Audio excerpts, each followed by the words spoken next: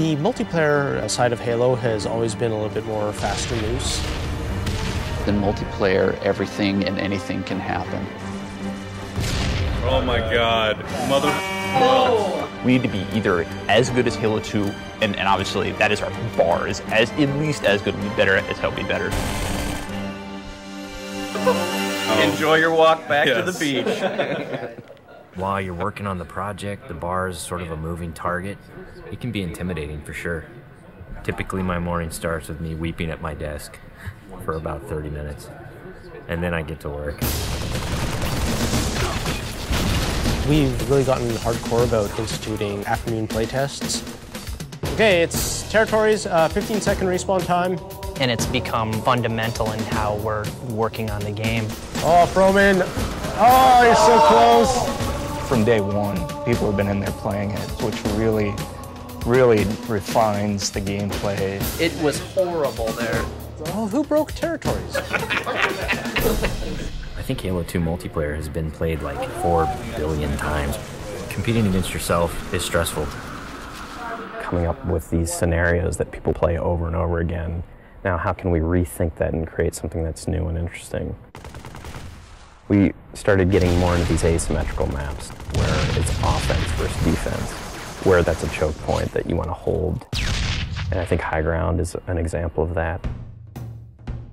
Some of the specific things that we tried out were having a wall that you have to get past. That sort of defined whether you won or lost the game. And then we stuck some towers in, and we put AI gunners on all the towers. So as you're running up the hill, you're just getting tagged by all these AI guys.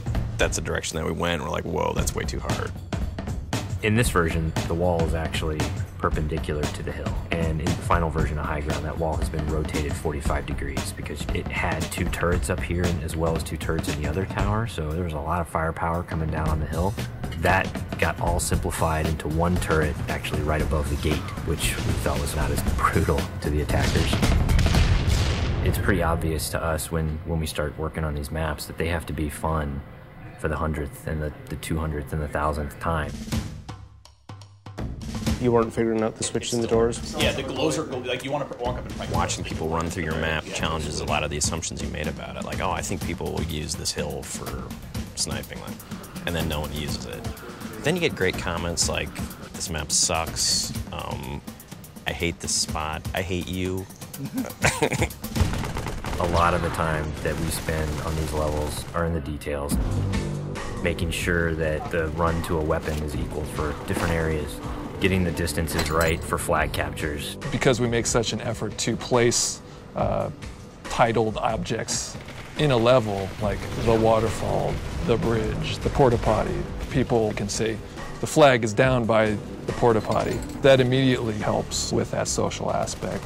Shh, don't tell them about the porta potty. One of the things that we talked about in pre-production was player movement, and that's where the man cannon came from. There's different ways to move the player around the map. In Halo 1 and Halo 2, we had these teleporters. Although it was a great way to get around quickly, it didn't provide as much inherent danger as the man cannon does. There's almost nothing more rewarding than sniping a guy out of the air as he's man cannoning across the map.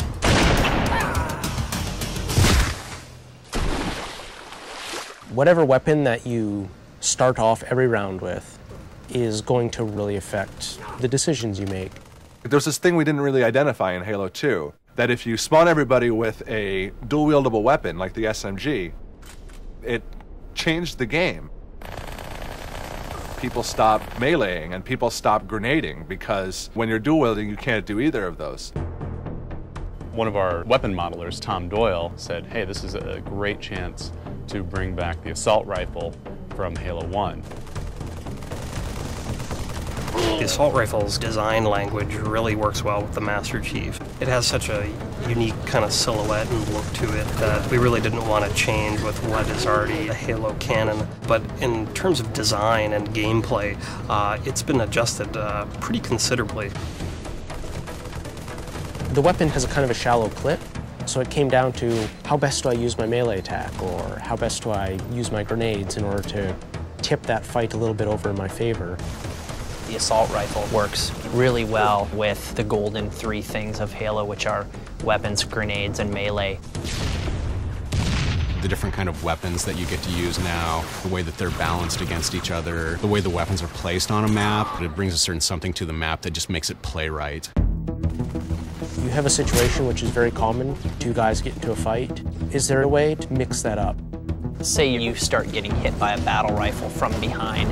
Let's say you have a bubble shield, you drop it, all of a sudden you're completely shielded from this guy who is firing on you. Or you have a trip mine and you realize a warthog is barreling towards you. You deploy the trip mine at the last second. And yes, you die, but you take out those damn bastards that just ran you over. When you are done as a group playing together, the first thing you want to do is talk about it. Every game you play, you're going to be having a save film that you can stop time, shift camera angles. When you watch that. Oh, look at that! No, it sucks! I think being able to share it with your friends makes the smack talk even more powerful because it's not just, oh, I just shot you in the head from across the map. It's, I just shot you in the head and let's watch it in slow-mo. It's really going to help people improve their play if they can see it from the enemy's perspectives. You'll be able to watch where they go, what weapons they pick up, in what order. We've done a lot of paper, we have all the specs, but there's a significant part of that that's not yet finished. The big challenge ahead of us now is to make sure that we get everything that we can in the game. We're going to be what we're going to be, and we think it's really good, but everybody's expecting it to be really good, so we got to beat those expectations somehow. That's what's tough, yeah. That's what makes me cry at my desk.